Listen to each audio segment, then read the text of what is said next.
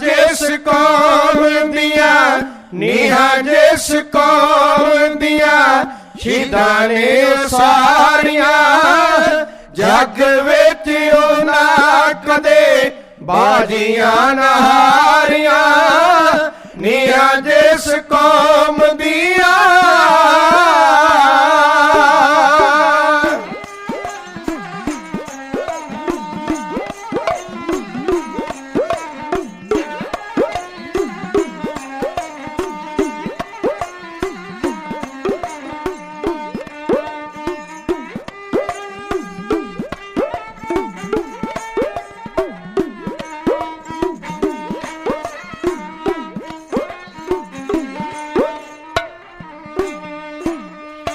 जम जम आउण पावे राह च रुकावटां, पारे नेड़े आउंदियां ना उन्हां दे थकावटां। पारे नेड़े आउंदियां ना उन्हां दे थकावटां। मंजिलां दे वाले जिन्हां, मंजिलां दे वाले जिन्हां कीतियां तैयारियां। नीहा जिस कौम दिया,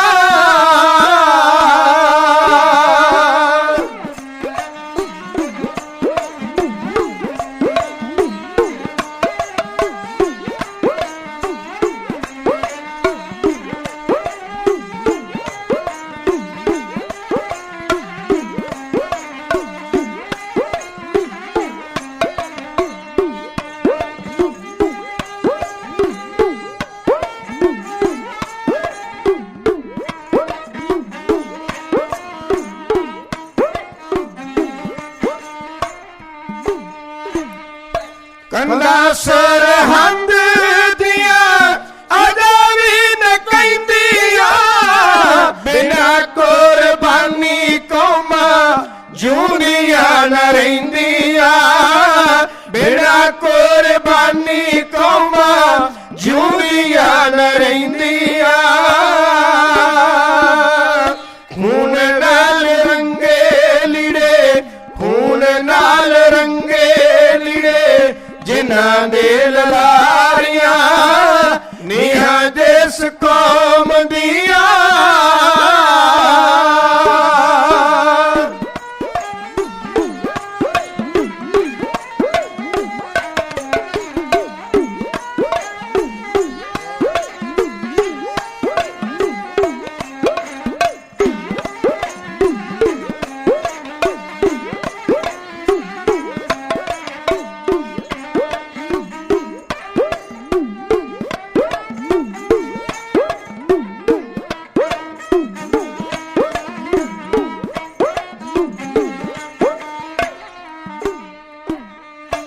उन्हां डराउणा कीए चखना हुनरिया। जिन्हां दे दिलां विच भरियां दलेरियां। जिन्हां दे दिलां विच भरियां दलेरियां। लख वारी लोड़ पावे, लख वारी लोड़ पावे, कच्चियां ते तारियां। नीहा जिस कौम दिया,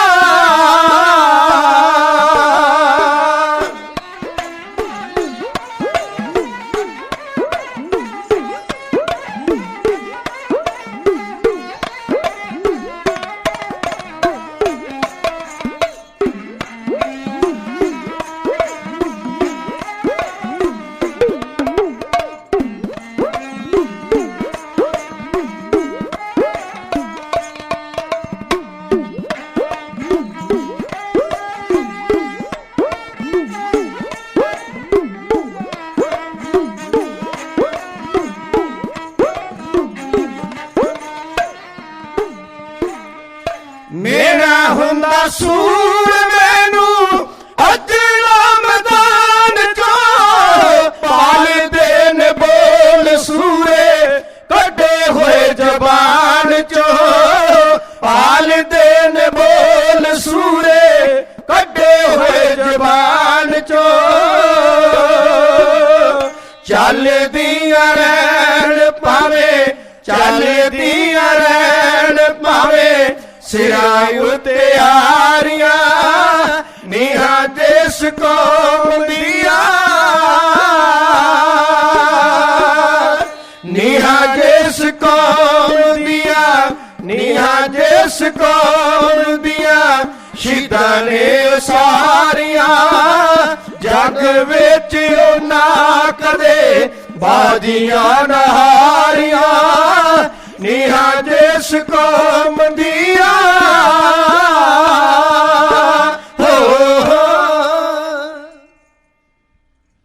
ਸਰਵ ਸ਼ਕਤੀਮਾਨ ਗੁਰਦੇਵ ਪਿਤਾ ਸਤਿਗੁਰੂ ਸਾਹਿਬ ਸ੍ਰੀ ਗੁਰੂ ਗ੍ਰੰਥ ਸਾਹਿਬ ਜੀ ਮਹਾਰਾਜ ਜੀਆਂ ਦੇ ਮੁਕੱਦਸ ਦਰਬਾਰ ਵਿੱਚ ਦੇਵਤਿਆਂ ਵਾਂਗ ਸਮਾਧੀਆਂ ਲਾ ਕੇ ਜੁੜ ਬੈਠੇ ਸਤਸੰਗੀ ਜਨੋ, ਅਦਬ ਔਰ ਸਤਿਕਾਰ ਦੇ ਨਾਲ ਫਤਿਹ ਦੇ ਪਾਵਨ ਸਿਮਰਨ ਦੁਆਰਾ ਆਪਣੀ ਅਰਦਾਸਾਂ ਦੀ ਹਾਜ਼ਰੀ ਸਤਿਗੁਰਾਂ ਦੇ ਪਾਵਨ ਚਰਨਾਂ 'ਚ ਲਵਾਓ ਜੀ। ਸਰਬੱਤ ਸੰਗਤ ਪਿਆਰ ਵਿੱਚ ਆਓ ਤੇ ਗੱਜ ਕੇ ਗਜਾਓ ਜੀ। ਵਾਹਿਗੁਰੂ ਜੀ ਕਾ ਖਾਲਸਾ, ਵਾਹਿਗੁਰੂ ਜੀ ਕੀ ਫਤਿਹ। ਨੀਹਾਂ ਜਿਸ ਕੌਮ ਦੀਆਂ ਸ਼ਹੀਦਾਂ ਨੇ ਉਸਾਰੀਆਂ, ਜੱਗ ਵਿੱਚ ਉਹਨਾਂ ਕਦੇ ਬਾਜ਼ੀਆਂ ਨਾ ਹਾਰੀਆਂ। ਦੁਨੀਆ ਦੇ ਇਤਿਹਾਸ ਵਿੱਚ ਸਭ ਤੋਂ ਵੱਧ ਸ਼ਹੀਦ ਪੈਦਾ ਕਰਨ ਵਾਲੀ ਸਿੱਖ ਕੌਮ ਜਦੋਂ ਜਦੋਂ ਵੀ ਸਮੇਂ ਅਨੁਸਾਰ ਕੌਮ ਨੂੰ ਲੋੜ ਪਈ, ਪੰਥ ਨੂੰ ਲੋੜ ਪਈ, ਕੌਮ ਦੇ ਕੌਮੀ ਪਰਵਾਨੇ ਨੇ ਆਪਣੇ ਸੀਸ ਤਲੀ ਦੇ ਉੱਤੇ ਰੱਖ ਕੇ ਸਤਿਗੁਰਾਂ ਦੇ ਪਾਵਨ ਚਰਨਾਂ 'ਚ ਮੱਥਾ ਟੇਕਿਆ। ਕੌਮ ਦੇ ਜਥੇਦਾਰ ਸਰਦਾਰ ਸ਼ਾਮ ਸਿੰਘ ਅਟਾਰੀ ਸਿੱਖ ਰਾਜ ਖਾਲਸਾ ਰਾਜ ਦਾ ਚੌਥਾ ਥੰਮ, ਉਹਨਾਂ ਦੇ ਜੀਵਨ ਦੀ ਪ੍ਰਥਾਏ ਗਾਥਾ ਜਿਹੜੀ ਕੱਲ ਦੇ ਦੀਵਾਨ 'ਚ ਤੁਹਾਡੇ ਚਰਨਾਂ 'ਚ ਪ੍ਰਾਰੰਭ ਹੋ ਚੁੱਕੀ ਹੈ। ਮਹਾਰਾਣੀ ਜਿੰਦ ਕੌਰਾਂ ਨੂੰ ਲਾਹੌਰ ਦਰਬਾਰ 'ਚ ਸਰਦਾਰ ਪਹਾੜਾ ਸਿੰਘ ਨੇ ਖਾਲਸਾਈ ਫੌਜਾਂ ਦੇ ਦੋਵਾਂ ਜੰਗਾਂ ਵਿੱਚੋਂ ਹਾਰਨ ਦੀ ਖਬਰ ਦਿੱਤੀ। ਜਿਨ੍ਹਾਂ ਅੰਗਰੇਜ਼ਾਂ ਨੇ ਲੜਾਈਆਂ ਜਿੱਤੀਆਂ ਉਹ ਅੱਜ ਤੱਕ ਇਹ ਦਾਅਵਾ ਨਹੀਂ ਕਰ ਸਕੇ। ਕਦੀ ਆਪਾਂ ਕਨਿੰਗਮ ਨੂੰ ਪੜ੍ਹਨ ਦਾ ਯਤਨ ਕਰੀਏ, ਮੈਗਰੇਗਰ ਨੂੰ ਪੜ੍ਹਨ ਦਾ ਯਤਨ ਕਰੀਏ, ਇਸ ਲੜਾਈ ਵਿੱਚ ਸ਼ਾਮਲ ਗਾਫਰ ਹਾਰਡਿੰਗ ਨੂੰ ਪੜ੍ਹਨ ਦਾ ਯਤਨ ਕਰੀਏ, ਉਹਨਾਂ ਦੇ ਤਰਜਮੇ ਸਾਨੂੰ ਪੰਜਾਬੀ ਵਿੱਚ ਵੀ ਮਿਲ ਜਾਂਦੇ ਹਨ। ਇੰਗਲਿਸ਼ ਵਿੱਚੋਂ ਲਿਖੀਆਂ ਹੋਈਆਂ ਕਿਤਾਬਾਂ ਤੁਹਾਡੇ ਦੇਸ਼ ਵਿੱਚ ਆਮ ਮਿਲ ਸਕਦੀਆਂ ਹਨ। ਇਹ ਗੱਲ ਦਾ ਦਾਅਵਾ ਕਰਦੇ ਰਹੇ ਹਨ ਕਿ ਇਹ ਸਾਡੀ ਜਿੱਤ ਨਹੀਂ ਸੀ, ਇਹ ਸਾਡੀ ਕਿਸਮਤ ਚੰਗੀ ਸੀ ਕਿ ਅਸੀਂ ਜਿੱਤ ਗਏ। ਉਹ ਦਾਅਵਾ ਕਰਦੇ ਹਨ ਸਿੰਘ ਜਿੱਤ ਕੇ ਵੀ ਹਾਰ ਗਏ, ਅਸੀਂ ਹਾਰ ਕੇ ਵੀ ਜਿੱਤ ਗਏ। ਮਹਾਰਾਣੀ ਜਿੰਦ ਕੌਰਾਂ ਨੇ ਜਦੋਂ ਕੋਈ ਆਸਰਾ ਨਾ ਉਸਨੂੰ ਲੱਭਾ, ਉਸਨੇ ਬੁੱਢੇ ਸਰਦਾਰ ਸ਼ਾਮ ਸਿੰਘ ਅਟਾਰੀ ਨੂੰ ਪੱਤਰਕਾ ਲਿਖੀ। ਸਰਦਾਰ ਦੀਆਂ ਅੱਖਾਂ ਜਿਹੜੀਆਂ ਸਨ ਅਨਾਰ ਦੇ ਫੁੱਲਾਂ ਵਰਗੀਆਂ ਹੋ ਗਈਆਂ। ਉਹਨੇ ਆਪਣੇ ਨਿਗਦੇ ਸਰਦਾਰਾਂ ਨੂੰ ਸਾਰੀ ਜ਼ਿੰਦਗੀ ਉਸਨੇ ਫੌਜ ਵਿੱਚ ਕੱਢੀ ਸੀ। ਵਫਾਦਾਰੀ ਦੇ ਨਾਲ ਖਾਲਸਾ ਰਾਜ ਦੀਆਂ ਮੁਹਿੰਮਾਂ ਵਿੱਚ ਵੱਧ ਚੜ੍ਹ ਕੇ ਹਿੱਸਾ ਪਾਇਆ ਸੀ। ਉਹ ਵਫਾਦਾਰਾਂ ਨੂੰ ਵੀ ਜਾਣਦਾ ਸੀ, ਉਹ ਗਦਾਰਾਂ ਨੂੰ ਵੀ ਜਾਣਦਾ ਸੀ। ਉਹਦੇ ਜਿੰਨੇ ਵੀ ਵਫਾਦਾਰ ਸਨ ਉਹਨੇ ਚਿੱਠੀਆਂ ਭੇਜ ਕੇ ਸਾਰੇ ਦੇ ਸਾਰੇ ਅਟਾਰੀ ਵਿੱਚ ਸੱਦੇ। ਇਤਿਹਾਸਕਾਰ ਕਹਿੰਦੇ ਨੇ 10,000 ਤੋਂ ਵੱਧ ਦੀ ਗਿਣਤੀ 'ਚ ਸਰਦਾਰ ਦੇ ਇੱਕ ਸੁਨੇਹੇ ਦੇ ਉੱਤੇ ਸੂਰਮੇ ਮਰ ਮਿਟਣ ਵਾਸਤੇ ਅਟਾਰੀ ਪਿੰਡ ਵਿੱਚ ਇਕੱਠੇ ਹੋ ਗਏ। ਉਹਦਾ ਕੀ ਸਤਿਕਾਰ ਹੋਵੇਗਾ ਕੌਮ ਵਿੱਚ, ਇਸ ਗੱਲ ਤੋਂ ਅੰਦਾਜ਼ਾ ਲਗਾ ਸਕਦੇ। ਕਈ ਵਾਰ ਆਪਣੇ ਪਰਿਵਾਰ ਦੇ ਜੀਵ ਵੀ ਸਾਡੇ ਆਖੇ ਨਹੀਂ ਲੱਗਦੇ। ਕੀ ਉਹਨਾਂ ਸੂਰਮਿਆਂ ਦਾ ਜੀਵਨ ਹੋਵੇਗਾ ਜਿਨ੍ਹਾਂ ਦੇ ਇੱਕ ਇਸ਼ਾਰੇ ਦੇ ਉੱਤੇ 10,000 ਸੂਰਮਾ, ਉਹ ਜਿਨ੍ਹਾਂ ਨੂੰ ਇਹ ਪਤਾ ਸੀ ਸਾਨੂੰ ਮੈਡਲ ਔਰ ਜ਼ਗੀਰਾਂ ਨਹੀਂ ਮਿਲਣੀ, ਮੌਤ ਮਿਲਣੀ ਹੈ, ਪਰ ਆਪਾਂ ਨਿਸ਼ਾਵਰ ਕਰਨ ਵਾਸਤੇ ਅਟਾਰੀ ਵਿੱਚ ਇਕੱਠੇ ਹੋਏ। ਸਰਦਾਰ ਨੇ ਤਕਰੀਰ ਕੀਤੀ। ਉਹ ਸਾਰੀ ਦੀ ਸਾਰੀ ਤਕਰੀਰ ਨੂੰ ਮੈਂ ਕੱਲ ਦੇ ਦੀਵਾਨ ਵਿੱਚ ਤੁਹਾਡੇ ਨਾਲ ਬਿਆਨਾਤ ਕਰ ਚੁੱਕਾ। ਸ਼ਾਮ ਪਈ, ਰਾਤ ਪਈ, ਸਰਦਾਰ ਵੀ ਆਪਣੇ ਮਹੱਲਾਂ 'ਚ ਆਰਾਮ ਕਰਨ ਵਾਸਤੇ ਚਲੇ ਗਏ। ਫੌਜਾਂ ਨੇ ਵੀ ਜਿੱਥੇ ਕਿਤੇ ਜਗ੍ਹਾ ਮਿਲੀ ਉਹਨਾਂ ਨੇ ਆਰਾਮ ਕੀਤਾ। ਦਿਨ ਚੜ੍ਹਿਆ, ਰਾਤ ਅੱਧੀਆਂ ਟੁੱਟੀ, ਸਰਦਾਰ ਸ਼ਾਮ ਸਿੰਘ ਅਟਾਰੀ ਆਪਣੇ ਪਲੰਗ ਤੋਂ ਉੱਠਿਆ। ਉਹਨੇ ਇੱਕ ਇੱਕ ਕਰਕੇ ਆਪਣੇ ਸੀਸ ਦੇ ਉੱਤੇ ਬੱਝੀ ਹੋਈ ਛੋਟੀ ਦਸਤਾਰ ਨੂੰ ਉਤਾਰਿਆ। ਸਰਦਾਰ ਨੇ ਆਪਣੇ ਵਸਤਰ ਉਤਾਰੇ, ਉਹਦਾ ਬੱਗਾ ਸਫੇਦ ਦਾੜਾ ਤੇ ਸਿਰ ਦੇ ਉੱਤੇ ਦੁੱਧ ਚਿੱਟੇ ਸਫੇਦ ਕੇਸ। ਗੱਜ ਚੌੜੀ ਇਸ ਬੁੱਢੇ ਸਰਦਾਰ ਦੀ ਛਾਤੀ, 83 ਸਾਲ ਉਮਰ ਹੈ ਇਸ ਦੀ। ਉਹ ਸਰਦਾਰ ਦਾ ਗੋਰਾ ਨਿਸ਼ੋ ਰੰਗ, ਉਹ ਮਰਦ ਦੀਆਂ ਭਵਾਂ ਤਣੀਆਂ ਹੋਈਆਂ ਹਨ। ਉਹ ਅੰਮ੍ਰਿਤ ਵੇਲੇ ਉੱਠਿਆ। ਉਹਦੀ ਸਰਦਾਰਨੀ ਨੇ, ਉਹਦੀ ਘਰ ਵਾਲੀ ਨੇ, ਜਿਹਦਾ ਨਾਂ ਇਤਿਹਾਸ ਦੇ ਪੰਨਿਆਂ 'ਚ ਸਰਦਾਰਨੀ ਦੇਸਾਂ ਕਰਕੇ ਆਉਂਦਾ ਹੈ, ਸਰਦਾਰ ਦੇ ਇਸ਼ਨਾਨ ਵਾਸਤੇ ਘਰ ਦੇ ਵਿੱਚ ਬਣੇ ਹੋਏ ਖੁਰੇ ਦੇ ਵਿੱਚ ਉਹਦਾ ਪ੍ਰਬੰਧ ਕੀਤਾ। ਬਹੁਤ ਸਾਦੇ ਸਮੇਂ ਹੁੰਦੇ ਸਨ। ਹੁਣ ਤੇ ਲੱਖਾਂ ਰੁਪਈਆ ਲੋਕਾਂ ਨੇ ਬਾਥਰੂਮਾਂ ਦੇ ਉੱਤੇ ਲਗਾਇਆ ਹੁੰਦਾ ਹੈ। ਉਦੋਂ ਛੋਟੀ ਜਿਹੀ ਵਲਗਣ ਹੁੰਦੀ ਸੀ, ਉਹਦੇ 'ਚ ਖੁਰਾ ਪਾਣੀ ਭਰ ਕੇ ਲਿਆ ਕੇ ਉਹਦੇ 'ਚ ਰੱਖ ਦਿੱਤਾ ਜਾਂਦਾ ਸੀ। ਉਹਦੇ ਨਾਲ ਇਸ਼ਨਾਨ ਆਦਿ ਕੀਤਾ ਜਾਂਦਾ ਸੀ। ਸਰਦਾਰ ਇਸ਼ਨਾਨ ਕਰਨ ਲੱਗਾ, ਪੀੜਾ ਡੱਠਾ ਹੋਇਆ। ਸਰਦਾਰ ਉਸ ਪੀੜੇ ਦੇ ਉੱਤੇ ਬੈਠ ਗਿਆ। ਸਰਦਾਰਨੀ ਦੇਸਾਂ, ਜਿਹਦੇ ਵਿਆਹ ਨੂੰ ਸਰਦਾਰ ਦੇ ਨਾਲ 60 ਸਾਲ ਦੀ ਉਮਰ ਹੋ ਚੁੱਕੀ, 60 ਸਾਲ 60 ਸਾਲ ਦਾ ਵਿਆਹੁਤਾ ਜੀਵਨ ਹੈ ਸਰਦਾਰਨੀ ਦੇਸਾਂ ਦਾ। ਸਰਦਾਰ ਨੇ ਗੜਵਾ ਲਿਆ, ਆਪਣੇ ਕੇਸ ਖੁੱਲੇ ਛੱਡੇ, ਉਹ ਕੇਸੀ ਇਸ਼ਨਾਨ ਕਰਨ ਲੱਗਾ। ਉਹਨੇ ਜਲ ਦਾ ਗੜਵਾ ਜਦੋਂ ਬਾਲਟੀ 'ਚ ਪਾਉਣ ਲੱਗਾ ਤੇ ਬਾਲਟੇ ਦੇ ਕੁੰਡੇ ਦੇ ਉੱਤੇ ਉਹਨੇ ਆਪਣਾ ਹੱਥ ਰੱਖ ਕੇ ਫਸ ਪਿਆ। ਸਰਦਾਰਨੀ ਦੇਸਾਂ ਨੇ, ਜਿਹਨੇ ਹੱਥ ਵਿੱਚ ਸਰਦਾਰ ਦੇ ਸਫੇਦ ਵਸਤਰ ਫੜੇ ਹੋਏ ਹਨ, ਜੋ ਸਰਦਾਰ ਦੀ ਇੱਕ ਇੱਕ ਗੱਲ ਨੂੰ ਜਾਣਦੀ ਸੀ, ਉਹਨੇ ਆਖਿਆ, ਸਰਦਾਰ ਜੀ ਦੱਸ ਦੇਸਾਂ, ਮੈਂ ਇੱਕ ਗੱਲ ਪੁੱਛਣਾ ਚਾਹੁੰਦੀ ਹਾਂ, ਦੱਸੋਗੇ? ਸਰਦਾਰ ਨੇ ਆਖਿਆ, ਕਹਿਣ ਲੱਗੇ, ਦੇਸਾਂ ਮੈਂ ਤੇਰੇ ਕੋਲ ਜ਼ਿੰਦਗੀ 'ਚ ਲੁਕਾਇਆ ਹੀ ਕੁਝ ਨਹੀਂ, ਪੁੱਛ ਕੀ ਪੁੱਛਣਾ ਚਾਹੁੰਦੀ ਹਾਂ। ਕਹਿਣ ਲੱਗੀ, ਸਰਦਾਰ ਜੀ ਜ਼ਿੰਦਗੀ ਦੇ 60 ਸਾਲ ਮੈਂ ਤੁਹਾਡੇ ਚਰਨਾਂ 'ਚ ਤੁਹਾਡੀ ਸੇਵਾ ਕਰਦਿਆਂ ਹਾਂ ਬਤੀਤ ਕੀਤੇ ਹਨ। ਮੈਂ ਤੁਹਾਡੀ ਹਰ ਰਮਜ਼ ਨੂੰ ਸਮਝਦੀ ਹਾਂ। ਮੈਂ ਤੁਹਾਡੇ ਚਿਹਰੇ ਦੇ ਹਾਵ ਭਾਵ ਵੇਖ ਕੇ ਗੱਲ ਸਮਝ ਲੈਂਦੀ ਹਾਂ ਕਿ ਤੁਹਾਡੇ ਦਿਲ ਵਿੱਚ ਕੀ ਹੈ। ਤੁਸੀਂ ਹੱਸਦੇ ਹੋ, ਬਿਨਾਂ ਪੁੱਛਣ ਤੋਂ ਮੈਨੂੰ ਤੁਹਾਡੇ ਹਾਸੇ ਦਾ ਕਾਰਨ ਪਤਾ ਲੱਗ ਜਾਂਦਾ ਹੈ। ਤੁਸੀਂ ਗੰਭੀਰ ਹੁੰਦੇ ਹੋ, ਮੈਨੂੰ ਤੁਹਾਡੇ ਮਨ ਦੀ ਅਵਸਥਾ ਦਾ ਪਤਾ ਲੱਗ ਜਾਂਦਾ ਹੈ। ਤੁਸੀਂ ਬਿਨਾਂ ਬੋਲਿਆ ਇਸ਼ਾਰਾ ਕਰਦੇ ਹੋ, ਮੈਂ ਸਮਝ ਆਂਦੀ ਹਾਂ ਤੁਹਾਨੂੰ ਕਿਹੜੀ ਚੀਜ਼ ਚਾਹੀਦੀ ਹੈ। ਪਰ ਸਰਦਾਰ ਜੀ 60 ਸਾਲ ਦੇ ਵਿੱਚ ਅੱਜ ਪਹਿਲੀ ਵਾਰ ਮੈਂ ਤੁਹਾਡੇ ਹਾਸੇ ਦਾ ਕਾਰਨ ਨਹੀਂ ਸਮਝ ਸਕੀ। ਤੁਸੀਂ ਹੱਸੇ ਹੋ, ਮੈਂ ਨਹੀਂ ਸਮਝ ਸਕੀ ਤੁਸੀਂ ਕਿਉਂ ਹੱਸੇ ਹੋ। ਸਰਦਾਰ ਨੇ ਆਖਿਆ, ਕਹਿਣ ਲੱਗੇ, ਸਰਦਾਰਨੀ ਦੇਸਾਂ ਇਹਦਾ ਕਾਰਨ ਹੈ। ਉਹਨਾਂ ਆਖਿਆ ਕਿ ਸਰਦਾਰ ਨੇ ਆਖਿਆ, ਮੈਨੂੰ ਇੱਕ ਗੱਲ ਯਾਦ ਆ ਗਈ। ਇਨਸਾਨ ਦੀ ਜ਼ਿੰਦਗੀ 'ਚ 3 ਮਹੱਤਵਪੂਰਨ ਇਸ਼ਨਾਨ ਹੋਇਆ ਕਰਦੇ ਹਨ। 3 ਇਸ਼ਨਾਨ, ਭਾਵੇਂ ਇਨਸਾਨ ਰੋਜ਼ ਇਸ਼ਨਾਨ ਕਰਦਾ, ਪਰ 3 ਇਸ਼ਨਾਨ ਇਨਸਾਨ ਦੀ ਜ਼ਿੰਦਗੀ 'ਚ ਬੜੇ ਮਹੱਤਵਪੂਰਨ ਹਨ। ਸਰਦਾਰਨੀ ਨੇ ਆਖਿਆ, ਕਿਹੜਾ? ਸਰਦਾਰ ਨੇ ਆਖਿਆ, ਇੱਕ ਬੱਚਾ ਜਦੋਂ ਜਨਮ ਲੈਂਦਾ ਹੈ, ਉਹ ਇਸ਼ਨਾਨ ਆਪ ਨਹੀਂ ਕਰ ਸਕਦਾ। ਪਹਿਲਾ ਇਸ਼ਨਾਨ ਉਸ ਜਨਮ ਲੈਣ ਵਾਲੇ ਬੱਚੇ ਨੂੰ ਉਹਦੀ ਦਾਈ ਕਰਾਉਂਦੀ ਹੈ। ਜ਼ਿੰਦਗੀ ਦਾ ਬੜਾ ਮਹੱਤਵਪੂਰਨ ਇਸ਼ਨਾਨ ਹੁੰਦਾ ਹੈ। ਮੇਲ ਮੰਡਪ ਇਕੱਠਾ ਹੁੰਦਾ, ਸ਼ਰੀਕਾ ਇਕੱਠਾ ਹੁੰਦਾ ਹੈ, ਸੁੰਦਰ ਪ੍ਰਸ਼ਾਦ ਪਾਣੀ ਤਿਆਰ ਕਰਕੇ ਖੁਸ਼ੀ ਦੇ ਨਾਲ ਸਾਰੇ ਸ਼ਰੀਕੇ ਨੂੰ ਛਕਾਇਆ ਜਾਂਦਾ ਹੈ ਕਿ ਅੱਜ ਬੱਚੇ ਨੂੰ ਪਹਿਲਾ ਇਸ਼ਨਾਨ ਕੀਤਾ ਗਿਆ ਹੈ। ਸਰਦਾਰ ਨੇ ਆਖਿਆ, ਦੂਸਰਾ ਇਸ਼ਨਾਨ ਜਿਹੜਾ ਇਨਸਾਨ ਖੁਦ ਕਰ ਸਕਦਾ, ਤਿਆਰ ਬਰ ਤਿਆਰ ਨੌਜਵਾਨ ਹੁੰਦਾ ਹੈ, ਪਰ ਇੱਕ ਵਾਰ ਸ਼ਰੀਕਾ ਦਾ ਫੇਰ ਉਹਦੇ ਸਾਰੇ ਘਰ ਦੇ ਵਿਹੜੇ ਵਿੱਚ ਇਕੱਠਾ ਹੋ ਜਾਂਦਾ। ਸੱਜਣ ਮਿੱਤਰ ਸਾਕ ਸੰਬੰਧੀ, ਕੋਈ ਨਾਤਾ ਐਸਾ ਹੁੰਦਾ ਹੀ ਨਹੀਂ ਜਿਹੜਾ ਉਸ ਵੇਲੇ ਘਰ ਦੇ ਵਿੱਚ ਰੌਣਕ ਨਾਲ ਲਾ ਕੇ ਬੈਠਾ ਹੋਵੇ। ਕਿਤੇ ਗਿੱਧਾ ਪੈਂਦਾ, ਕਿਤੇ ਢੋਲ ਵੱਜਦਾ। ਉਹ ਇਸ਼ਨਾਨ ਇਨਸਾਨ ਦਾ ਉਦੋਂ ਹੁੰਦਾ ਜਦੋਂ ਇਨਸਾਨ ਨੇ ਆਪਣੇ ਗ੍ਰਸਤੀ ਜੀਵਨ ਦੀ ਸ਼ੁਰੂਆਤ ਕਰਨ ਤੋਂ ਪਹਿਲਾਂ ਆਪਣੀ ਘਰਵਾਲੀ ਦਾ ਡੋਲਾ ਆਪਣੇ ਘਰ ਲਿਆਉਣਾ ਹੁੰਦਾ ਹੈ। ਉਹ ਜਦੋਂ ਮਰਦ ਇਸ਼ਨਾਨ ਕਰਦਾ ਹੈ, ਬੜੇ ਸ਼ਗਨ ਕੀਤੇ ਜਾਂਦੇ ਹਨ। ਉਹ ਇਸ਼ਨਾਨ ਮਰਦ ਨੂੰ ਨਹੀਂ ਕਰਨ ਦਿੱਤਾ ਜਾਂਦਾ ਹੈ। ਉਹ ਜ਼ਿੰਦਗੀ ਦਾ ਦੂਸਰਾ ਇਸ਼ਨਾਨ ਉਸ ਨੂੰ ਉਹਦੇ ਨਾਈ ਨੇ ਕਰਾਉਣਾ ਹੁੰਦਾ ਹੈ। ਪਹਿਲਾ ਇਸ਼ਨਾਨ ਦਾਈ ਕਰਾਉਂਦੀ ਹੈ, ਦੂਸਰਾ ਇਸ਼ਨਾਨ ਉਹ ਖੁਦ ਕਰ ਸਕਦਾ ਪਰ ਉਹਨੂੰ ਕਰ ਨਹੀਂ ਦਿੱਤਾ ਜਾਂਦਾ, ਉਹਦਾ ਨਾਈ ਕਰਾਉਂਦਾ।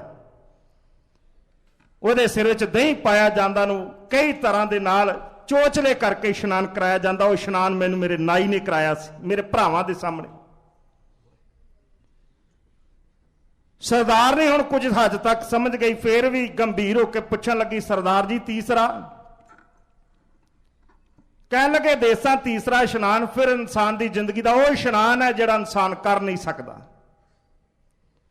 ਉਹਦੇ 5 ਭੂਤਕ ਸਰੀਰ ਦੇ ਚ ਉਹਦੀ ਰੂਹ ਉਡਾਰ ਮਾਰ ਜਾਂਦੀ ਹੈ, ਮਿੱਟੀ ਦੀ ਮੁੱਠ ਪਿੱਛੇ ਬਾਕੀ ਰਹਿ ਜਾਂਦੀ ਹੈ।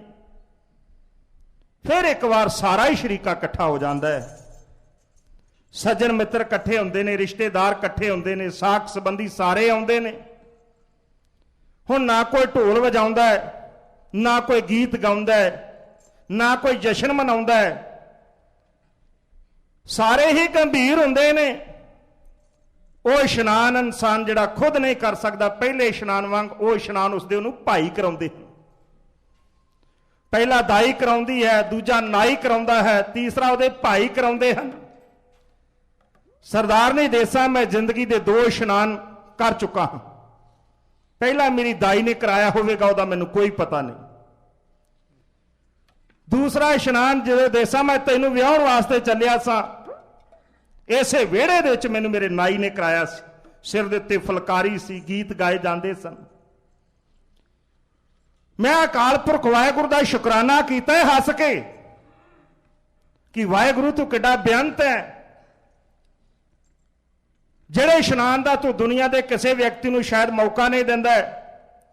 ਤੂੰ ਕਿੱਡਾ ਮਿਹਰਬਾਨ ਆਪਣੇ ਗੁਰੂ ਦੇ ਪਿਆਰਿਆ, ਮੇਰੇ ਸਤਿਗੁਰਾ ਤੂੰ ਆਪਣੇ ਪਿਆਰਿਆਂ ਦੇ ਉੱਤੇ ਕਿੱਡੀ ਕਿਰਪਾ ਕਰਦਾ ਹੈ। ਜਿਹੜਾ ਇਸ਼ਨਾਨ ਮੇਰੇ ਭਾਈਆਂ ਨੇ ਮੈਨੂੰ ਕਰਾਉਣਾ ਸੀ, ਤੂੰ ਮੈਨੂੰ ਇਜਾਜ਼ਤ ਦਿੱਤੀ ਹੈ ਸ਼ਾਮ ਸੇ ਅੱਜ ਇਕੱਲਾ ਆਪ ਹੀ ਕਰ ਲੈ ਇਸ਼ਨਾਨ। ਉਹ ਇਸ਼ਨਾਨ ਅੱਜ ਮੈਂ ਆਪ ਕਰਨ ਲੱਗਾ ਹਾਂ ਜਿਹੜੇ ਮੇਰੇ ਭਾਈਆਂ ਨੇ ਮੈਨੂੰ ਕਰਾਉਣਾ ਸੀ। ਸਰਦਾਰ ਨੇ ਦੇਸਾ ਸਮਝ ਗਈ ਕਿ ਸਰਦਾਰ ਦੀ ਜ਼ਿੰਦਗੀ ਦਾ ਅੰਤਮ ਇਸ਼ਨਾਨ ਹੈ। ਉਹਨੇ ਆਖਿਆ ਦੇਸਾ ਮੈਂ ਮੈਦਾਨੇ ਜੰਗ ਵਿੱਚ ਜਾ ਰਿਹਾ ਹਾਂ ਔਰ ਮੈਂ ਉਸ ਮੈਦਾਨੇ ਜੰਗ ਵਿੱਚ ਜਾ ਰਿਹਾ, ਸ਼ਾਇਦ ਜਿੱਥੋਂ ਜਿਉਂਦੇ ਜੀ ਪਰਤ ਕੇ ਆਉਣਾ ਮੇਰੇ ਵੱਸ ਦੀ ਗੱਲ ਨਹੀਂ। ਇਸ ਕਰਕੇ ਮੈਂ ਮੁਸਕਰਾਇਆ ਹਾਂ। ਮੈਂ ਆਪਣੇ ਗੁਰਦੇਵ ਪਿਤਾ ਦਾ ਸ਼ੁਕਰਾਨਾ ਕੀਤਾ ਹੈ।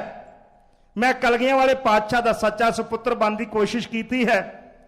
ਨਾ ਉਹਦੇ ਪੁੱਤਰਾਂ ਨੇ ਇਸ਼ਨਾਨ ਕੀਤਾ ਸੀ, ਨਾ ਉਸ ਕਲਗੀਆਂ ਵਾਲੇ ਨੇ ਮੈਨੂੰ ਆਪਣੇ ਇਸ ਬੱਚੇ ਨੂੰ ਉਹ ਭਾਈਆਂ ਵੱਲੋਂ ਜਿਹੜਾ ਇਸ਼ਨਾਨ ਕਰਾਉਣਾ ਸੀ ਉਹਦੀ ਇਜਾਜ਼ਤ ਦਿੱਤੀ। ਉਹ ਮੈਂ ਅਜਾਬ ਕਰ ਰਿਹਾ ਹਾਂ। ਇਸ ਕਰਕੇ ਮੈਂ ਮੁਸਕਰਾਇਆ। ਇੱਕਦਮ ਸਨਾਟਾ ਛਾ ਗਿਆ। ਸਰਦਾਰ ਨੇ ਜਲ ਦਾ ਗੜਵਾ ਲਿਆ, ਲਾਗੇ ਰੱਖਿਆ ਹੈ ਬਾਟੇ 'ਚ ਦਹੀਂ, ਉਹ ਬੁੱਕ ਭਰ ਕੇ ਆਪਣੇ ਸਿਰ ਦੇ ਉੱਤੇ ਪਾਇਆ, ਦੂਜੇ ਗੜਵੇ ਦੇ ਨਾਲ ਜਲ ਨੂੰ ਆਪਣੇ ਸਿਰ ਦੇ ਉੱਤੇ ਲਟਾਇਆ। ਮਾਨੋ ਕੋਈ ਵਿਦਵਾਨ ਸੱਜਣ ਨੇ ਵੇਖ ਰਿਹਾ ਹੋਵੇ, ਉਹ ਰਹਿ ਨਾ ਸਕਿਆ ਹੋਵੇ, ਨੇ ਕਲਮ ਚੁੱਕੀ, ਹੂ ਮੌਕੇ ਦੀ ਉਤਾਰੀ ਹੋਈ ਤਸਵੀਰ ਉਹਨੇ ਕਾਗਜ਼ ਲਿਆ। ਕਾਗਜ਼ ਦੀ ਹਿੱਕ ਦੇ ਉੱਤੇ ਜੋ ਉਸਨੇ ਸ਼ਬਦ ਲਿਖੇ, ਉਹ ਲਿਖ ਰਿਹਾ, ਕਹਿੰਦਾ ਨਾਤਾ ਜਾਂਦੀ ਵਾਰ ਦਾ ਬੇਖੂਨੀ ਖਾਰੇ।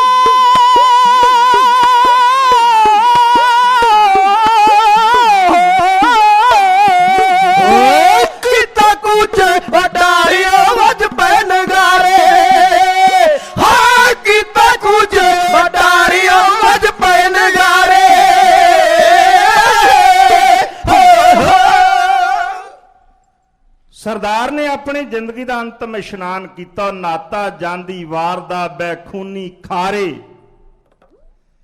गाना बदा मौत दा उस बुढ़े लाड़े, भन चपणियां मोह दियां चढ़ बैठा खारे। वो शेरां दा सरदार सी, उसने शेर वंगारे, साथी ओदे नाल दे मर मिटण हारे। होया कूच अटारियों वज पे नगारे।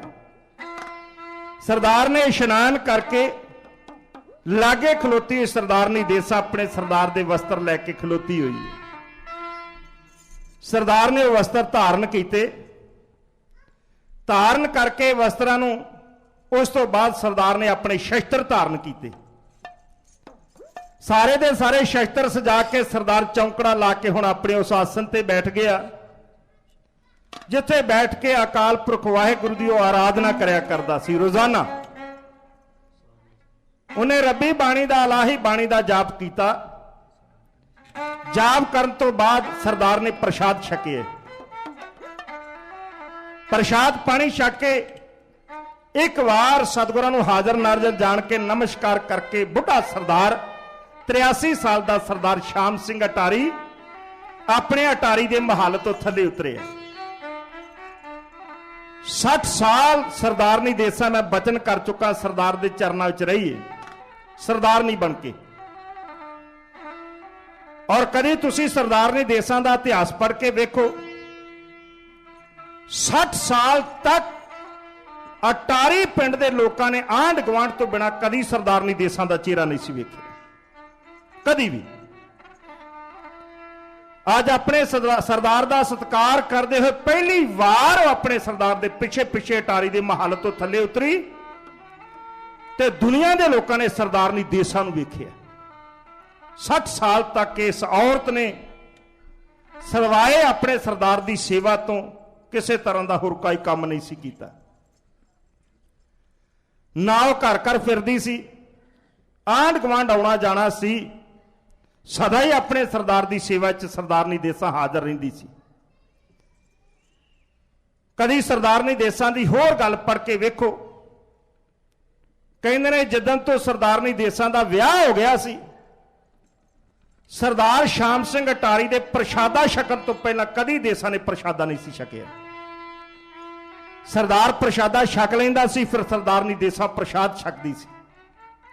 जदों सरदार घर नहीं सी हुंदा, ਜਿਹੜੇ टाइम सरदार शाम सिंह अटारी प्रशादा छकते सन, वो टाइम नूं लंघा के फिर सरदार के शस्त्रां की पूजा करके उन्होंने मत्था टेक के फिर सरदारनी देसा प्रशाद छकदी सी। एडी पतिव्रता इस्त्री सी। सरदार नूं विदायगी देण वास्ते वो महल तो थले आई ते दुनिया के लोगों ने अटारी पिंड वाले ने सरदारनी का चेहरा वेखिया। 6 फुट कद सी सरदारनी देसा का, इतिहास विच लिखिया 6 फुट। गोरा नशोर रंग ते सिर दे उत्ते सफेद केस जिन्होंने मलमल के लीड़े के नाल सरदारनी देसा ने कज्जिया होया। गातरे पाई हुई श्री साहब, साक्षात किसी फरिश्ते का रूप सरदारनी देसा अपने सरदार के पिछे पिछे आई। सरदार ने आन के अपने सरदारां नूं फतेह बुलाई। जदों घोड़े के उत्ते सरदार सवार होने लगा, सरदारनी देसा ने घोड़े दीयां रकाबां नूं एक पासे जिधरों सरदार ने सवार होना सी, वो रकाब नूं अपने हत्थां विच लै लिया। सरदार ने जदों अपना खब्बा पैर चुक के घोड़े की रकाब च रखे, हाथ जोड़ के सरदारनी देसा ने आख्या, कह लगे सरदार जी। सरदार समझ गया कि सरदारनी देसा कोई गल करना चाहती है। रकाब चो पैर कट के जमीन उत्ते रख के सरदारनी देसा के मोढे ते हथ रख के कह लगे, हाँ देसा दस। सरदार जी चले हो? सरदार ने आख्या, हाँ देसा मैं चलिया हाँ, कदों आओगे? सरदार ने हस के आख्या, कह लगे देसा हुण कदी नहीं। तू समझदी आ कि तेरा सरदार गुलामां दे देश च जीव सकेगा? बेईमाना ने जो कुछ खालसा राज का हाल कर दिता देसा, मेरे वर्गा आजाद परिंदा इहो जे गुलामां दे देश च नहीं जी सकता। मरदी कौम विच जिंदगी भरने खातिर मैं हुण देश तो होण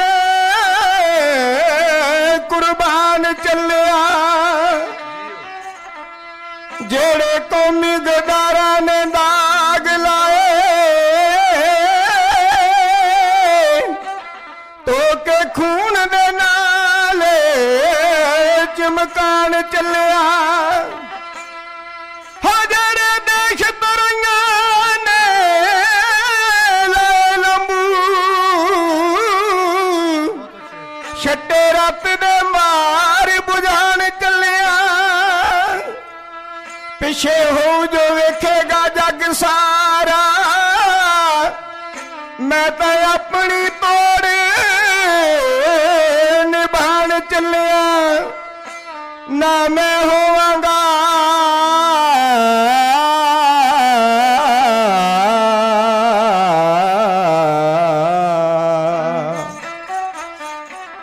ਨਾ ਮੈਂ ਹੋਵਾਂਗਾ ਨਾ ਇਹ ਪੰਜਾਬ ਹੋਸੀ ਪਰ ਦੋਹਾਂ ਦੇ ਦਿਲਾਂ ਵਿੱਚ ਯਾਦ ਰਹਿਸੀ ਸੀਤਲ ਸੂਰਜ ਕੁਰਬਾਨੀ ਦਾ ਚਮਕਦਾ ਰਹੂ ਜਦੋਂ ਤੱਕ ਇਹ ਦੇਸ਼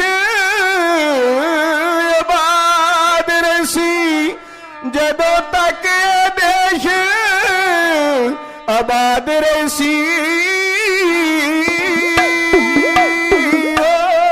ਸਰਦਾਰ ਨੇ ਆਖਿਆ ਕਹਿਣ ਲੱਗੇ ਦੇਸਾਂ ਸਦਾ ਵਾਸਤੇ ਚੱਲਿਆ ਤੇਰਾ ਸਰਦਾਰ ਇਹੋ ਜਿਹੇ ਦੇਸ਼ ਵਿੱਚ ਜਿਉਣਾ ਪਸੰਦ ਨਹੀਂ ਕਰਦਾ ਚੱਲਿਆ ਹੋਇਆ ਸਰਦਾਰ ਨੇ ਜਦੋਂ ਫਿਰ ਘੋੜੇ ਦੀਆਂ ਵਾਗਾਂ ਫੜੀਆਂ ਦਰਅਸਲ ਸਰਦਾਰ ਨੇ ਆਪਣੇ ਸਰਦਾਰ ਨਾਲ ਰੱਜ ਕੇ ਗੱਲਾਂ ਕਰਨਾ ਚਾਹੁੰਦੀ ਸੀ ਉਹਨੇ ਆਖਿਆ ਸਰਦਾਰ ਜੀ ਤੁਸੀਂ ਚੱਲੇ ਹੋ ਕੋਈ ਜਾਂਦੀ ਵਾਰ ਦੀ ਨਿਸ਼ਾਨੀ ਦੇ ਜਾਓ ਨਿਸ਼ਾਨੀ ਮੇਰੇ ਪਾਸ ਰਹੇਗੀ ਮੈਂ ਇਹਨੂੰ ਵੇਖ ਕੇ ਆਪਣਾ ਵਕਤ ਟਪਾਇਆ ਕਰਾਂਗੀ ਕੋਲ ਸਦਕੇ ਕਿਆ ਸਰਦਾਰਨੀ ਨੂੰ ਲੈ ਮਿਆਨਿਆ ਉੱਚੀ ਲਮਕਾ ਛੱਡੀ ਕਿਸੇ ਜਿੰਦਾ ਜਰਨੈਲ ਦੀ ਯਾਦ ਹੈ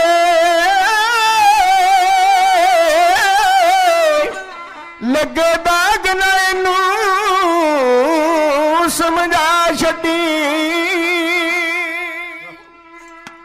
ਸਰਦਾਰ ਨੇ ਜਦੋਂ ਇਹ ਗੱਲ ਸੁਣੀ ਸਰਦਾਰ ਜੀ ਕੋਈ ਨਿਸ਼ਾਨੀ ਦੇ ਜਾਓ ਦੁਨੀਆ 'ਚ ਵਿਚਰਦਿਆਂ ਹੋਇਆਂ ਅਸੀਂ ਵੀ ਇੱਕ ਦੂਜੇ ਨੂੰ ਗਿਫਟ ਦਿੰਦੇ ਹਾਂ ਤੋਹਫੇ ਦਿੰਦੇ ਹਾਂ ਪਰ ਮਰਦਾਂ ਦੀਆਂ ਨਿਸ਼ਾਨੀਆਂ ਕੈਸੀਆਂ ਹੋਇਆ ਕਰਦੀਆਂ ਹਨ ਸਰਦਾਰ ਨੇ ਢਾਕੇ ਲਟਕ ਰਹੀ ਇਸਤਰੀ ਸਾਹਿਬ ਨੂੰ ਬੇਮਿਆਨ ਕੀਤਾ ਲੱਕ ਨਾਲ ਬੱਧੇ ਹੋਏ ਮਿਆਨ ਨੂੰ ਕਮਰ ਕੱਸੇ ਚੋਂ ਖਿੱਚ ਕੇ ਉਹਨੇ ਆਖਿਆ ਸਰਦਾਰਨੀ ਦੇਸਾਂ ਲੈ ਫੜ ਨਿਸ਼ਾਨੀ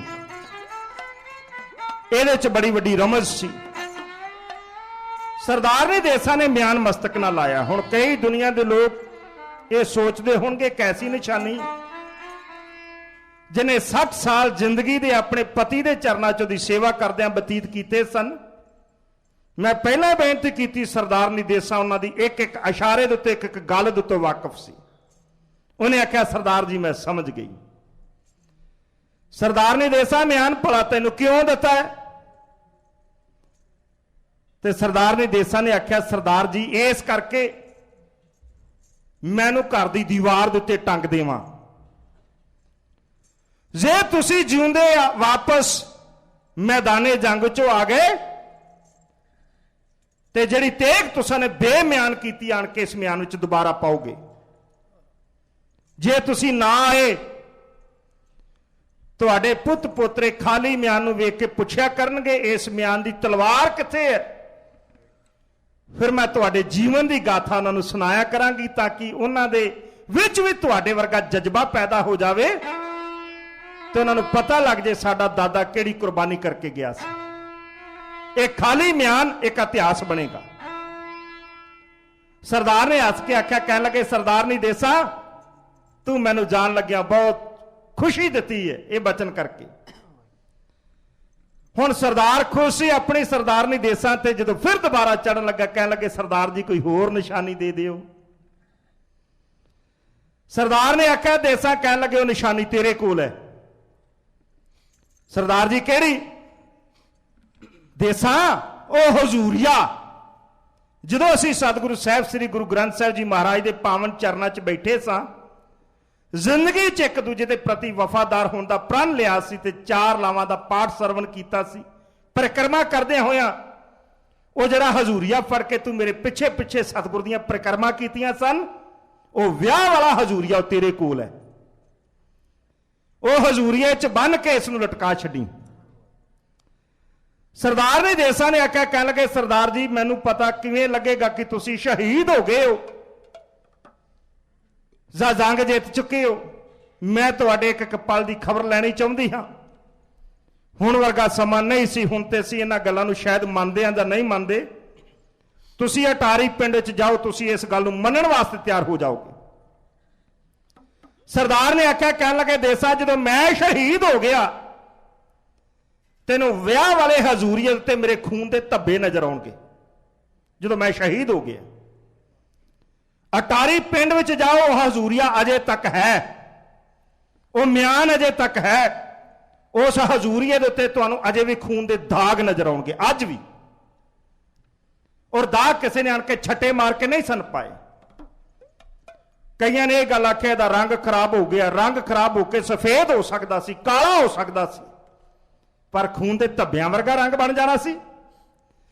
ਸਰਦਾਰ ਨੇ ਆਖਿਆ, ਸਰਦਾਰ ਨਹੀਂ ਜਦੋਂ ਮੈਂ ਸ਼ਹੀਦ ਹੋ ਗਿਆ ਤੈਨੂੰ ਇਸ ਹਜ਼ੂਰੀਏ ਦੇ ਉੱਤੇ ਖੂਨ ਦੇ ਦਾਗ ਨਜ਼ਰ ਆਉਣਗੇ। ਸਮਝ ਲੈਣਾ ਤੇਰਾ ਸਰਦਾਰ ਮੈਦਾਨੇ ਜੰਗ ਵਿੱਚ ਰਹਿ ਗਏ। ਬਸ ਹੁਣ ਮੈਂ ਚੱਲਿਆ ਹਾਂ।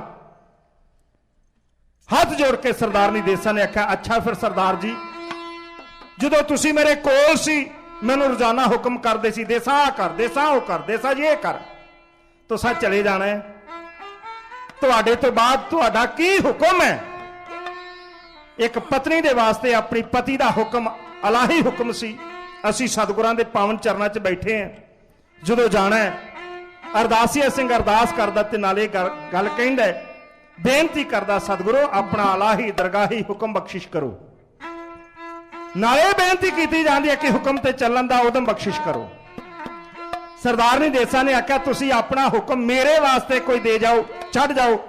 ਜੋ ਕੁਝ ਸਰਦਾਰ ਨੇ ਆਖਿਆ ਤੇ ਜੋ ਸਰਦਾਰਨੀ ਕਹਿ ਰਹੀ ਹੈ, ਪਿਆਰ ਭਿੱਜੀਆਂ ਚੰਦ ਸਤਰਾਂ ਗੱਡੀ ਦੇ ਰੂਪੇ ਢਾਡੀ ਸਿੰਘ ਤੁਹਾਡੇ ਨਾਲ ਸਾਂਝਾ ਕਰ ਰਹੇ ਨੇ। ਸੁਣੋ ਸਤਸੰਗ।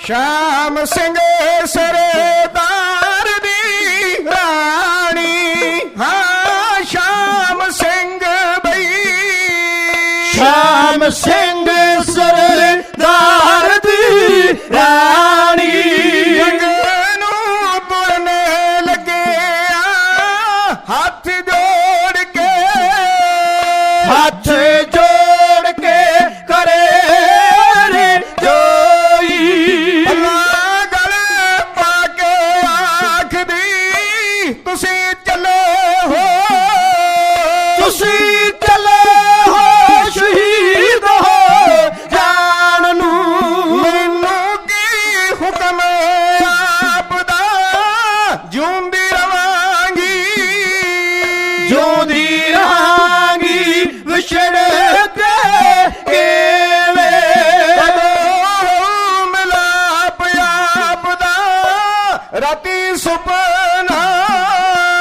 ਰਾਤੀ ਸੁਪਨਾ ਸੁਤੀ ਨੂੰ ਆਇਆ, ਵੇਖਿਆ ਅਜਬ ਰੰਗ ਸੀ ਇੱਕ ਬੇੜੀ ਸੀ, ਇੱਕ ਬੇੜੀ ਸੀ ਜਿਹਦੇ ਵਿੱਚ ਬੈਠੇ ਬਾਦਸ਼ਾਹ ਸੀ ਸਿੱਖ ਰਾਜ ਦੇ, ਬੇੜੀ ਡੋਬਦੀ, ਬੇੜੀ ਡੋਬਦੀ ਹੱਥਾਂ ਨਾਲ ਫੜ ਕੇ,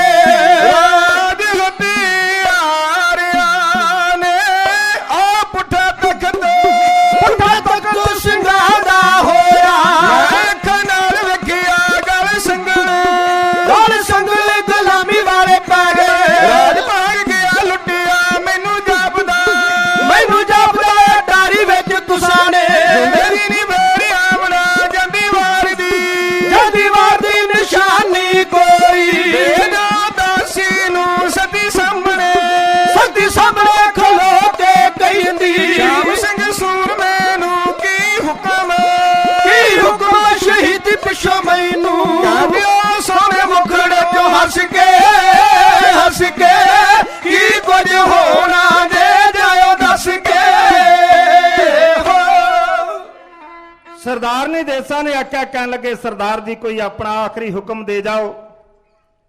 सरदार ने देसां की यह गल सुन के सरदार शाम सिंह अटारी ने आख्या, कहन लगे देसां सदा ही पंथ के सेवादार बन के रहना है, सदा ही संगतां दे जोड़ियां की सेवा करनी है, आए गए नूं प्रसाद पानी छकाउणा है।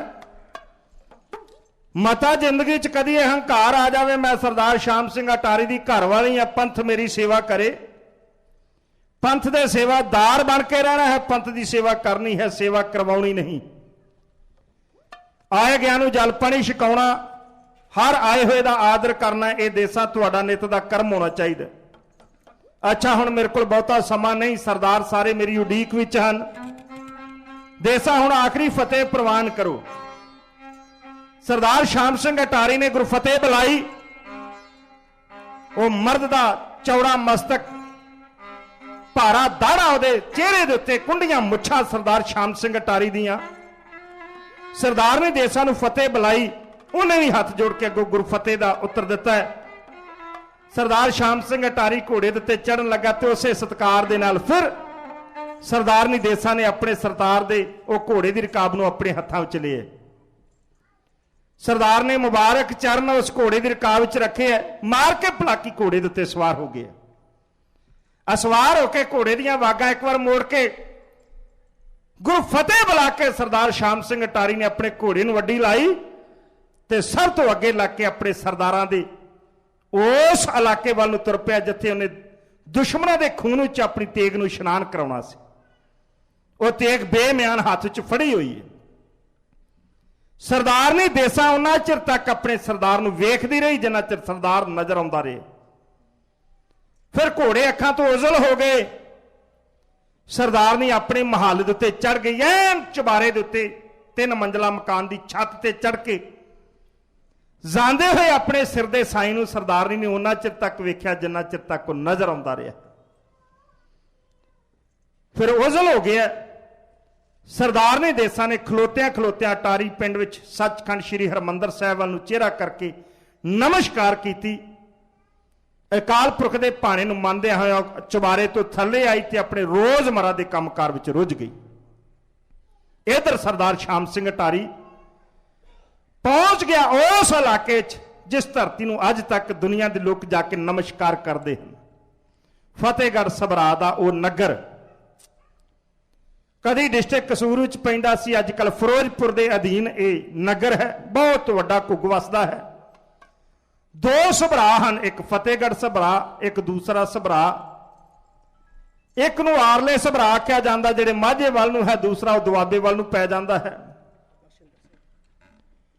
वो सबरा जिथे सरदार शाम सिंह अटारी ने कौम की विगड़ी सवारनी सी, रणजोत सिंह मजीठे वाले वालों बनाया है मोर्चा, सरदार ने जाके संभालिया।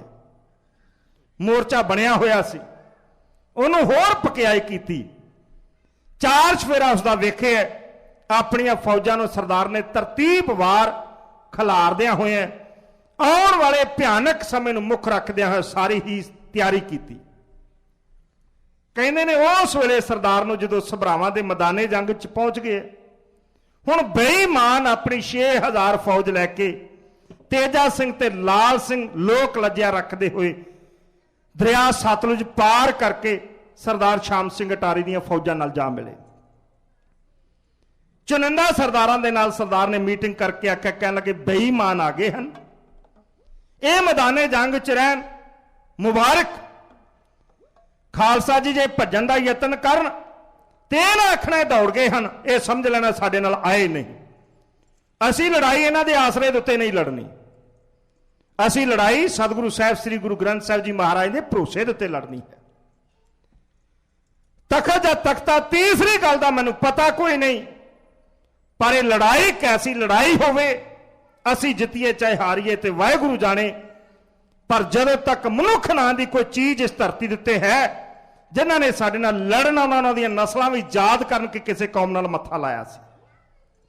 यह सारा प्रोग्राम लीक दिता गया है। वड्डियां तोपां उच्ची जगह उत्ते फिट कीतियां गईयां। किले की तरतीब उसे तरह है, खब्बे पासे कानियां दा चल दूर तक। फरवरी का महीना है, तुसी जानते हो उस महीने च पछों बड़ी चलती, पछों की हवा ਆਮ ਤੌਰ ਦੇ ਉੱਤੇ ਚੱਲਦੀ ਹੈ। ਜੇ ਅੰਗਰੇਜ਼ ਇਸ ਪਾਸੇ ਆਉਂਦੇ ਕਾਨਿਆਂ ਦੇ ਝੱਲ ਨੂੰ ਜੇ ਅੱਗ ਲਾ ਦਿੱਤੀ ਜਾਵੇ, ਇਹ ਸਾਰੇ ਦਾ ਸਾਰਾ ਹੀ ਜਿੰਨਾ ਡਿੱਬ ਅੰਗਰੇਜ਼ਾਂ ਦਾ ਆ ਰਿਹਾ ਤਬਾਹ ਹੋ ਸਕਦਾ ਹੈ। ਪਿਛਲੇ ਪਾਸੇ ਦਰਿਆ ਸਤਲੁਜ ਆ, ਉੱਤੇ ਬੇੜੀਆਂ ਦਾ ਪੁਲ ਬੱਧਾ ਹੋਇਆ, ਜਿੱਥੋਂ ਦੀ ਸਮਾਨੇ ਜੰਗ ਆਉਣਾ ਹੈ।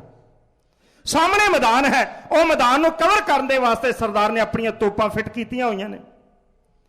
ਸੱਜੇ ਪਾਸੇ ਦੀ ਬਾਈ ਦੂਰ ਤੱਕ ਵਿਹਲੀ ਹੈ। ਜੇ ਅੰਗਰੇਜ਼ ਉੱਪਰੋਂ ਦੀ ਆਣ ਕੇ ਫਿਰੋਜ਼ਪੁਰ ਵਾਲੇ ਪਾਸਿਓਂ ਦੀ ਆਣ ਕੇ ਦੇ ਉੱਤੇ ਹਮਲਾ ਕਰਦੇ ਤੇ ਨੁਕਸਾਨ ਬਹੁਤ ਹੋਵੇਗਾ, ਕਿਉਂਕਿ ਸਿੰਘਾਂ ਦੀਆਂ ਤੋਪਾਂ ਨੇ ਉਹਨਾਂ ਨੂੰ ਅੱਗੋਂ ਦੀ ਲੰਘਣ ਨਹੀਂ ਦੇਣਾ। ਇਹ ਲੜਾਈ ਹੁਣ ਕਿਵੇਂ ਹੁੰਦੀ ਹੈ? ਕੱਲ ਦੇ ਦੀਵਾਨ ਵਿੱਚ ਮੈਂ ਸਰਦਾਰ ਨੂੰ ਤੁਹਾਡੇ ਸਨਮੁਖ ਇਸ ਸਭਰਾਵਾਂ ਦੇ ਮੈਦਾਨੇ ਜੰਗ ਵਿੱਚ ਤਲਵਾਰ ਚਲਾਉਂਦਿਆਂ ਹੋਇਆ ਤੁਹਾਡੇ ਸਾਹਮਣੇ ਪੇਸ਼ ਕਰਨ ਦਾ ਯਤਨ ਕਰਾਂਗਾ। ਅਸੀਂ ਗੁਰੂ ਚਰਨਾਂ 'ਚ ਬੈਠੇ ਹਾਂ। ਮੈਂ ਤੇ ਅਰਦਾਸ ਬੇਨਤੀ ਕਰਦਾ ਹਾਂ ਕਿ ਜੇਕਰ ਇਨਸਾਨ ਦੀ ਜ਼ਿੰਦਗੀ ਦੇ ਵਿੱਚ ਜੋ ਗ੍ਰਸਤੀ ਜੀਵਨ ਮੈਂ ਸਰਦਾਰ ਦਾ ਤੁਹਾਡੇ ਚਰਨਾਂ 'ਚ ਸਾਂਝਾ ਕੀਤਾ ਹੈ, ਜੇ ਕਿਤੇ ਇਹ ਐਸੀ ਅਵਸਥਾ ਸਾਡੇ ਘਰਾਂ ਵਿੱਚ ਬਣ ਜਾਵੇ ਤੇ ਮੈਂ ਸਮਝਦਾ ਸਾਰੇ ਦੇ ਸਾਰੇ ਕਲੇਸ਼ ਮਿਟ ਜਾਣ। ਔਰ ਅਰਦਾਸ ਕਰਦੇ ਹਾਂ ਵਾਹਿਗੁਰੂ ਕਿਰਪਾ ਕਰਨ, ਪੜ੍ਹੇ ਲਿਖੇ ਆਪ ਸਾਰੇ ਬੈਠੇ ਹੋ, ਵਾਹਿਗੁਰੂ ਕਿਰਪਾ ਕਰਨ, ਸਾਡੇ ਪਰਿਵਾਰਾਂ 'ਚ ਸਲੂਕ ਮੁਹੱਬਤ ਔਰ ਇਤਫਾਕ ਸਤਿਗੁਰੂ ਬਖਸ਼ਿਸ਼ ਕਰਨ। ਅਸੀਂ ਇੱਕ ਦੂਜੇ ਤੇ ਵਿਸ਼ਵਾਸ ਕਰੀਏ। ਜੇ ਵਿਸ਼ਵਾਸ ਕਰਦੇ ਹਾਂ ਫਿਰ ਵਿਸ਼ਵਾਸਘਾਤ ਕਰਨ ਦੀ ਕੋਸ਼ਿਸ਼ ਨਾ ਕਰੀਏ, ਤਾਂ ਇਹ ਸੰਸਾਰ ਵਿੱਚ ਸਾਡੀ ਜ਼ਿੰਦਗੀ ਹੈ। ਅਸੀਂ ਆਪਣੀ ਮਿਸਾਲ ਆਪ ਬਣੀਏ ਤਾਂ ਕਿ ਦੁਨੀਆ ਦੇ ਲੋਕ ਇਹ ਗੱਲ ਕਹਿਣ ਕਿ ਸੱਚਮੁੱਚ ਹੀ ਗੁਰੂ ਕਲਗੀਧਰ ਪਾਤਸ਼ਾਹ ਦੇ ਲਾਡਲੇ ਸੁਪੁੱਤਰ ਧੀਆਂ ਪੁੱਤਰ, ਇਹਨਾਂ ਦਾ ਜੀਵਨ ਇਸ ਧਰਤੀ ਦੇ ਉੱਤੇ ਵੀ ਆਣ ਕੇ ਇਸ ਪੱਧਰ ਦਾ ਹੈ। ਇਹ ਸਾਡੀ ਅਵਸਥਾ ਬਣ ਜਾਵੇ। ਇਹਨਾਂ ਅਰਦਾਸਾਂ ਬੇਨਤੀਆਂ ਦੇ ਨਾਲ ਹੋਈਆਂ ਭੁੱਲਾਂ ਦੀ ਮੈਂ ਤੁਹਾਡੇ ਪਾਸੋਂ ਖਿਮਾ ਮੰਗਦਾ ਹਾਂ। ਕੱਲ ਦੇ ਦੀਵਾਨ 'ਚ ਸ਼ਾਮ ਸਿੰਘ ਅਟਾਰੀ ਨੂੰ ਟੇਕ ਚਲਾਉਂਦਿਆਂ ਤੁਹਾਡੇ ਸਨਮੁਖ ਪੇਸ਼ ਕਰਨ ਦਾ ਯਤਨ ਕਰਾਂਗਾ। ਸਭ ਦਾ ਧੰਨਵਾਦ। ਸੱਚਮੁੱਚ ਹੀ ਏਡੇ ਆਪ ਆਨੰਦ ਦੇ ਨਾਲ ਬੈਠਦੇ ਹੋ, ਦਿਲ ਕਰਦਾ ਹੈ ਬਚਨ ਕਰੀ ਜਾਈਏ। ਇਸ ਪੱਖ ਤੋਂ ਮੈਂ ਤੁਹਾਡਾ ਸਾਰਿਆਂ ਦਾ ਕੋਟਾਨ ਕੋਟ ਧੰਨਵਾਦ ਕਰਦਾ। ਤੁਸਾਂ ਨੇ ਬਖਸ਼ਿਸ਼ ਕੀਤੀ ਹੈ। ਕੱਲ ਗਲਾ ਵੀ ਕੁਝ ਖਰਾਬ ਸੀ, ਪਰ ਤੁਸਾਂ ਨੇ ਕਿਰਪਾ ਕਰ ਦਿੱਤੀ ਹੈ, ਹੁਣ ਕੁਝ ਠੀਕ ਹੈ। ਇਸੇ ਤਰ੍ਹਾਂ ਹੀ ਆਪ ਜੀ ਦੇ ਜੋੜੇ ਝਾੜਦਿਆਂ ਹੋਇਆਂ ਇਹ ਸਮਾਂ ਬਤੀਤ ਹੋ ਜਾਵੇ। ਇਹਨੀਆਂ ਬੇਨਤੀਆਂ ਪ੍ਰਵਾਨ ਕਰਦੇ ਹੋਏ ਫਤਿਹ ਬੁਲਾਓ। ਢਾਡੀ ਸਿੰਘ ਪਾਸੋਂ ਨਾਨਕ ਸਾਹਿਬ ਦਾ ਜਾਪ ਸਰਵਣ ਕਰੀਏ ਤੇ ਆਖੋ ਜੀ ਵਾਹਿਗੁਰੂ ਜੀ ਕਾ ਖਾਲਸਾ, ਵਾਹਿਗੁਰੂ ਜੀ।